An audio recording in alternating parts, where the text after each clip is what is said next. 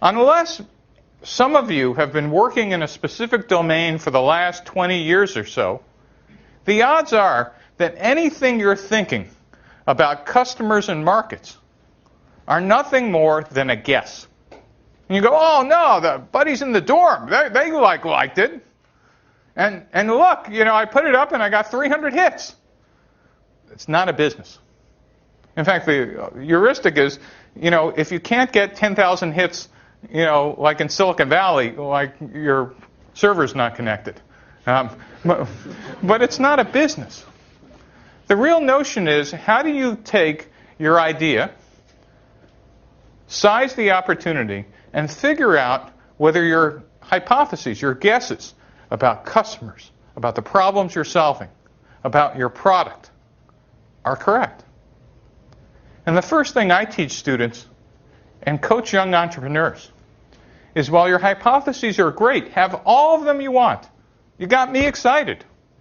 The next step is get the hell out of the building and test them. On a web company, you could do that virtually. You could get users to click on your page. If it's a physical product, you physically leave the comfort of your dorm or your office, and you go out and you talk to people. And the first step you want to do is leave any notion of your slides or website or whatever at home, and go out and test some of the fundamental hypotheses that you have about your business. And you have two that are just absolutely essential. One is, in any company that you're making a product or service, you believe you're solving a problem or a need that a customer has. Great, I'll believe you. Now show me that there are customers out there who have agreed with you, who have said, why, yes, this really is a problem, and it's the most important problem we have. And in fact, it's so important, we'd actually pay you money or use your service. Or if it's not a problem, you could convince me that it's a need I didn't even know I had, and I'll rush and go use your site or buy your product. And while you're out there, by the way, you could find out millions of other things about customers.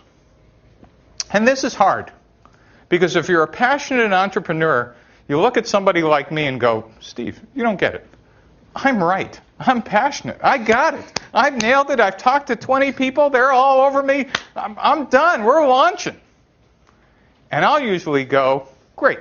So this ought to be a very quick exercise. In about 20 minutes, you could go out of the building or get some people to click on your website and confirm just what I said.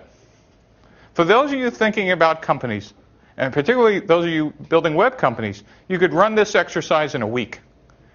And trust me, it will be very sobering. The goal is not to convince you not to do a business.